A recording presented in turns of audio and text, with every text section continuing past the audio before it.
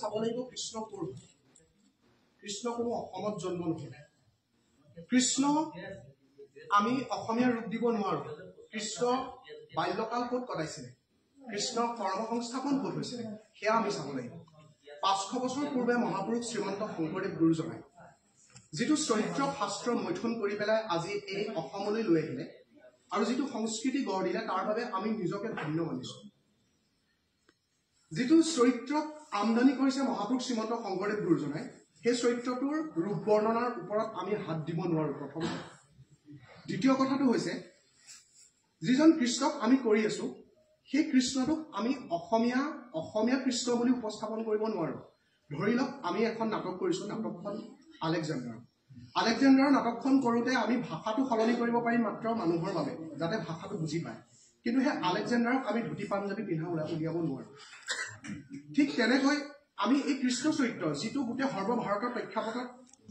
এজন গুৰুদামান ব্যক্তি যি বহুত ব্যক্তিৰ বহু আমাৰ সভ্যতাক বহু সংস্কৃতিক উত্থাপন কৰিলে এক বিশাল ৰূপত যিয়ে সমাজত আমাৰ এই সমাজখনত এক সাম্যবাদৰ আৰু ভক্তিৰ মানে ভক্তিৰ এখন ক্ষেত্ৰ বুলি প্ৰচাৰ কৰিলে সেইজন কৃষ্ণক আমি নিজে নিজৰ মতে এটা ৰূপ দিব নোৱাৰো কেতিয়াও এতিয়া সেই বিচাৰক মহোদয়ে যেটো কথা উত্থাপন কৰিলে কৃষ্ণৰ ওপৰত সেই কৃষ্ণৰ ওপৰত যেটো গাৰ বৰণ নীলাৰ কথা ক'লে সেই নীলাবৰণটো আমি শ্যাম বৰণ বুলি ধৰি লৈ আমাৰ শৰীৰত সেই বৰণ লৈ পেলাই আমি প্ৰৱেশ কৰিছো এতিয়া কথাটো কি হ'ল যে আমি ওপৰতে কিছুমান কথা ক'ব নোৱাৰো কৃষ্ণ কৰবাৰ উদ্ধৃতি আছে কৃষ্ণৰ বিষয়ে কৰবাত লিখা আছে মহাপুৰুষ শ্ৰীমন্ত শংকৰদেৱ গুৰুজনাই যেতিয়া সংস্কৃত ভাগৱত হওক হৰিবংশ পুৰাণ হওক বিষ্ণু পুৰাণ হওক তাৰ পৰা যেতিয়া সেই চৰিত্ৰটোক উলিয়াই আনিছিলে আৰু অসমীয়ালৈ যেতিয়া সেই কথাখিনি অনুবাদ কৰিছিলে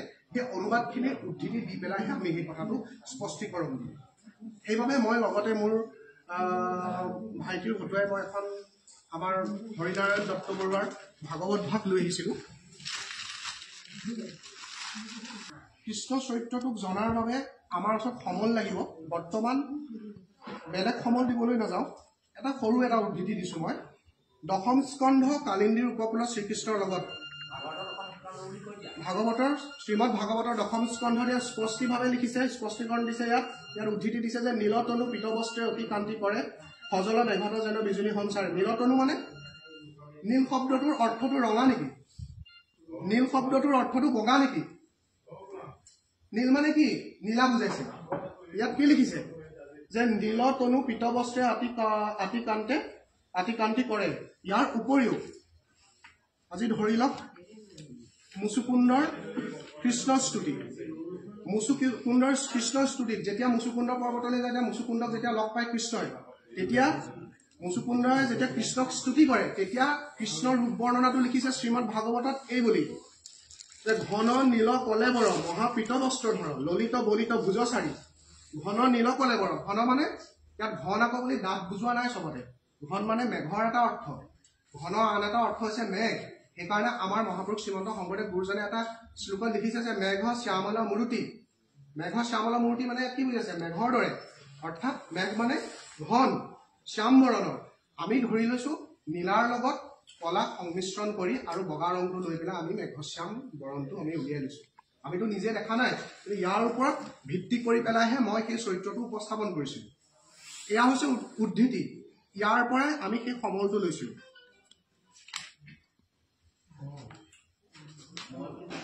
ইয়াৰ উপৰিও কৃষ্ণৰ যেতিয়া জন্মৰ কথা লিখিছে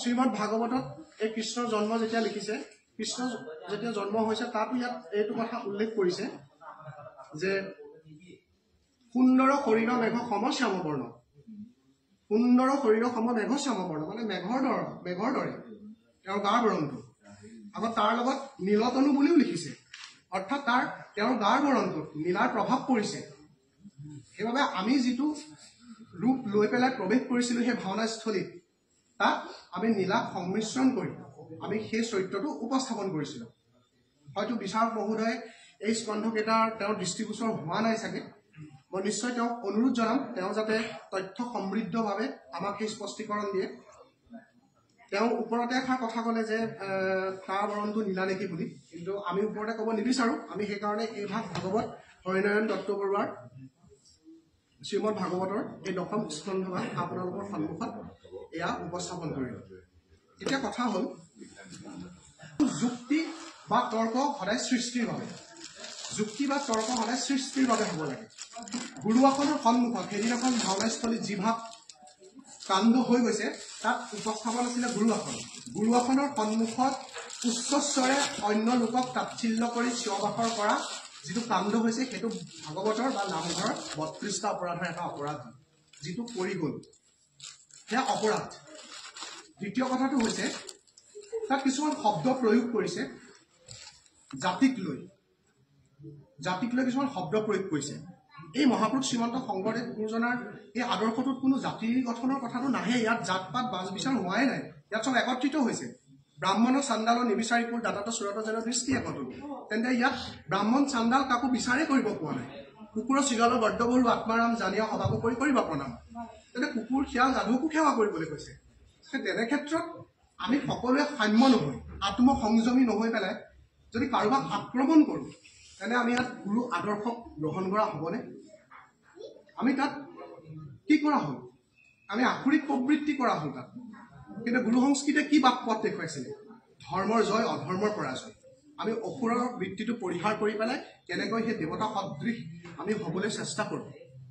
আমি সন্ম হ'ব লাগিব।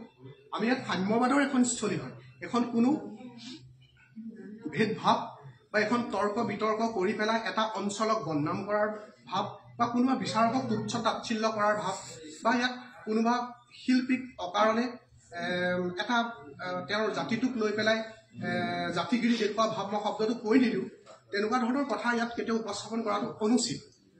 সেইবাবে মই সকলোকে এটা কথাই অনুৰোধ কৰিছোঁ, আমাৰ সমূহ ভাৱৰীয়া তথা বিচাৰক মহোদয় আৰু প্ৰত্যেক অঞ্চলত, যে যেতিয়া আমি কোনো এটা বস্তু অনুষ্ঠিত কৰোঁ, সেই বস্তুটোত বা কৃষ্টিটোতে বা সংস্কৃতিটোত আমি ভৰি দিয়াৰ আগত গুৰু নীতি বা গুৰু আদৰ্শক আমি প্ৰথম অন্তৰত মানে হৃদয়ংগম কৰিব লাগিব। প্ৰথম একৰণৰ বিষয়ে জানো, তাৰপিছত আমি গুৰু কৃষ্টিত প্ৰৱেশ কৰিম। প্ৰথমে আমি কৃষ্ণক জানো, তাৰপিছত কৃষ্ণৰ চৰিত্ৰটো উপস্থাপন কৰিবলৈ যাওঁ। আজি ৰামৰ বৰণটো কি বুলি লিখিছে? দুৰ্বাদল শ্যাম বুলি কৈছে। দুৰ্বাদল মানে দুবৰি বৰ্ণৰ দৰে, তাত সেউজীয়া ৰঙৰ প্ৰভাৱ পৰিব। সেইটো বৰণ, সেইটোতো নীলাও নহয় কেতিয়াও, ৰামটো নীলা নহয় কেতিয়াও। ৰাম দুৰ্বাদল শ্যাম বুলি কৈছে। তাত দুবৰি বৰ্ণৰ দৰে, দুবৰি বৰ্ণটো কেনেকুৱা হয়? সেউজীয়া ৰঙৰ প্ৰভাৱ পৰিব। ঠিক তেনেকুৱা ইয়াত প্ৰত্যেকটো চৰিত্ৰ আমাৰ উপস্থাপন হৈ আছে ক'ত? শাস্ত্ৰত। কাৰণ এইখিনি চৰিত্ৰ শাস্ত্ৰৰ পৰা অনা হৈছে। এয়া কোনো অসমত নিজে গঢ় দিয়া এটা চৰিত্ৰ নহয়, মহাপুৰুষ শ্ৰীমন্ত শংকৰদেৱে নিজে লিখা এটা চৰিত্ৰ নহয়। এইখিনি আমদানি কৰিছে ক'ৰ পৰা? সেইখিনি সংস্কৃত শাস্ত্ৰৰ পৰা। সেইকাৰণে আমি এইটো কথা জানিব লাগিব যে যিটো চৰিত্ৰক আমি বাৰে প্ৰতি অসমীয়া সজাবলৈ চাই আছোঁ, মই কৃষ্ণৰ চৰিত্ৰ লৈ পেলাই ঢোলবিৰি জোনবিৰি পিন্ধি পেলাই প্ৰৱেশ কৰিম নেকি? মই কেতিয়াও নকৰোঁ। মোক কোনোবা বিচাৰকে পিন্ধিবলৈ ক'লেও মই সেয়া নিপিন্ধোঁ। কেলৈ নিপিন্ধোঁ? কাৰণ মহাপুৰুষ শ্ৰীমন্ত শংকৰদেৱ গুৰুজনাকে আদি কৰি শাস্ত্ৰত যিখিনি কথা উল্লেখ আছে, তাত কি লিখিছে? তুলসী মালাৰ কথা লিখিছে, তাত বজয়ন্তী মালাৰ কথা লিখিছে, তাত আমাৰ বনমালাৰ কথা লিখিছে। বনমালা, পঞ্চবৰ্ণীয়া বনমালাৰ কথা ক'ত উল্লেখ আছে? ভুৱন চন্দ্ৰ ৰচনাৱলীৰ 199 পৃষ্ঠাৰ 29 যিটো অধ্যায় আছে, সেইটোত আপোনালোকে চাব, তাত বৈকুণ্ঠ বৰ্ণন বুলি এটা ভাগ আছে। তাত লিখিছে বনমালাডালৰ বিষয়ে। তেওঁ এজন বিদগ্ধ সংস্কৃত পণ্ডিত। আমি সেইজনৰ আদৰ্শমতে বনমালাডালৰ বৰণটোত কি কৰিলোঁ? 5টা ৰং আনিছোঁ: ৰঙা, বগা, হালধীয়া, সেউজীয়া আৰু নীলা। তাৰ উপৰিও আমাৰ কৌস্তুভমণিটোৰ বিষয়লৈ কি লিখিছে? যে ৰাতিপুৱা উদয় হোৱা সূৰ্যটো বৰণৰ, সেইবাবে বগা হৈ থকা কৌস্তুভমণিটো আগতে বগা পিন্ধে, তাকে মই এটা ৰঙা ৰং কৰি পেলাই ইয়াত ডিঙিত মানে গলত লৈ লৈছোঁ। তাৰ উপৰিও আছে আমাৰ গজমুকুতা। এতিয়া গজমুকুতাৰ বিষয়ে মহাপুৰুষ শ্ৰীমন্ত শংকৰদেৱে নিজৰ টুটয় ভাগত লিখি থৈছে। টুটক চন্দ্ৰত ৰচনা কৰাৰ বাবে সেই ভাগক টুটয় বুলি কোৱা হৈছে। আৰু সেই ভাগ হৈছে কি? মধু দানৱ দাৰুণ দেৱবৰণ। অৰ্থাৎ তাত সেই মধু দানৱ দাৰুণ দেৱবৰণ, সেই টুটয় ভাগৰ এটা লাইন আছে যে ইভ কুম্ভজ মুক্তিক মাল্যবাহন। ইভ মানে হাতী, কুম্ভ মানে মূৰ, তাৰ কুম্ভৰ লগত যোগ হৈছে। কুম্ভজ মানে হাতীৰ মূৰত জন্ম হোৱা, মৌক্তিক অৰ্থাৎ মুকুতা, মাল্য মালা, বাহন যে ধাৰণ কৰিছে, অৰ্থাৎ হাতীৰ মূৰত জন্ম হোৱা মুকুতাৰ মালা যিয়ে ধাৰণ কৰিছে তাক কোৱা হৈছে গজু মুকুতা। এতিয়া আমি সেইটো মুকুতাটো নাই দেখা, কিন্তু গুৰুজনে য'ত পালে তাৰ পৰা উদ্ধৃতিটো দি দিলে, আৰু সেইমতে আমি কি কৰিলোঁ, বগা ডাঙৰ ডাঙৰ মুকুতাৰ মালা আমি পৰিধান কৰিছোঁ। আমি সেই ধৰণে শাস্ত্ৰৰ পৰাহে ল'ব লাগিব। আমি পীতবস্ত্ৰ কুভেৰাতি শ্যামকলেবৰ বুলি লিখা সেই গা বৰণটোক আমি বগা হৈ পেলাই কৃষ্ণক উপস্থাপন কৰিব নোৱাৰোঁ। আমি কেতিয়াও নীলা চোলা পিন্ধি কৃষ্ণটো ওলাব নোৱাৰোঁ। নীলাম্বৰ বুলি কাক কোৱা হৈছে? নীলাম্বৰ বুলি কোৱা হৈছে আমাৰ কৃষ্ণৰ ককাইক বলোৰামক, আৰু কৃষ্ণক কোৱা হৈছে পীতাম্বৰ, কাৰণ তেওঁ পীতবস্ত্ৰ পৰিধান কৰিছে আৰু তেওঁ নীলা বস্ত্ৰ পৰিধান কৰিছে। আৰু এয়া শাস্ত্ৰৰ উদ্ধৃতি, এয়া ৰোহন দত্তই কোৱা উদ্ধৃতি নহয়। এয়া মই ওপৰতে কৈ দিয়া কৃষ্ণ গা বৰণটো নীলা নেকি বা তাত গা বৰণটো এনেকুৱাহে নেকি, ৰঙা নেকি, সেইটো মই ক'ব নোৱাৰোঁ। আৰু মই ইয়াত কৈ আছোঁ যিটো বৰত, সেয়া হৈছে দলকী নন্দন কৃষ্ণৰ বৰণ। আৰু এই দলকী নন্দন কৃষ্ণই হৈছে পূৰ্ণ ব্ৰহ্মৰ পূৰ্ণাংগ স্বৰূপ, অৰ্থাৎ সেই মূল বৈকুণ্ঠৰ গোলোক বৈকুণ্ঠৰ অধিপতি যিজন, তেওঁ যিজনে ইয়াত চকুষ্টি কলা ধাৰণ কৰি পেলাই দৈৱকীৰ গৰ্ভত জন্ম হৈছিল। তেওঁ আৰু এই বৰণটোৰ মাজত কোনো পাৰ্থক্য নাছিল। সেইকাৰণে কৃষ্ণৰ ৰূপ বৰ্ণনাত বৰগীতে হওক, লাগিলে আমাৰ ঘোষাৰে হওক, লাগিলে আমাৰ কীৰ্তনে হওক বা ভাগৱতৰ স্কন্ধকেইটাতে হওক, কৃষ্ণৰ জন্মৰ পৰা দৈৱকীৰ গৰ্ভৰ পৰা তেওঁ বাজু হৈ ওলোৱা পাছত একেবাৰে মৃত্যু পৰ্যন্তলৈকে তেওঁৰ গা বৰণটো শ্যাম বৰণ বা নীল বৰণ বুলিয়ে বাৰে বাৰে উদ্ধৃতি দি আছে। আৰু সেয়া উদ্ধৃতি মোৰ নহয়, সেয়া উদ্ধৃতি হৈছে শ্ৰীমদ ভাগৱত শাস্ত্ৰৰ, হৰিবংশ পুৰাণৰ, বিষ্ণু পুৰাণৰ, আৰু মহাপুৰুষ শ্ৰীমন্ত শংকৰদেৱে সেইখিনিকে লৈ পেলাই কীৰ্তন ঘোষা বা আমাৰ গুণমালা বা আমাৰ তেওঁৰ যিকেইটা স্কন্ধ অনুবাদ কৰিছে তাত সেইখিনি কথা উল্লেখ কৰিছে। সেয়েহে মহোদয় আৰু সেই মোৰ শুভাকাংক্ষীসকল আৰু মোৰ অগ্ৰজসকল, মোৰ জ্যেষ্ঠসকল, বিচাৰকসকল, আমি এটাই কথা ক'ব বিচাৰিছোঁ, তৰ্ক সদায় সৃষ্টিৰ বাবে হওক, আৰু এই তৰ্ক কেতিয়াও আক্ৰমণাত্মক হ'ব নালাগে। ইয়াৰ পৰা এটা শুদ্ধ বাৰ্তা যাওক নৱপ্ৰজন্মৰ বাবে, ইয়াৰ পৰা এটা মানে মানুহে মানুহৰ বাবে দৃষ্টিগোচৰ হোৱাকৈ শুদ্ধকৈ এটা চৰিত্ৰ শুদ্ধকৈ ৰূপায়ণ হওক, কাৰণ আমিবোৰ হৈছোঁ এটা এটা মাধ্যম, আৰু এই মাধ্যম সদায় আমি শুদ্ধকৈ উপস্থাপন কৰিব লাগিব। আৰু ইয়াকে কৈ মোৰ এই স্পষ্টীকৰণৰ সামৰণি মাৰিছোঁ। ধন্যবাদ।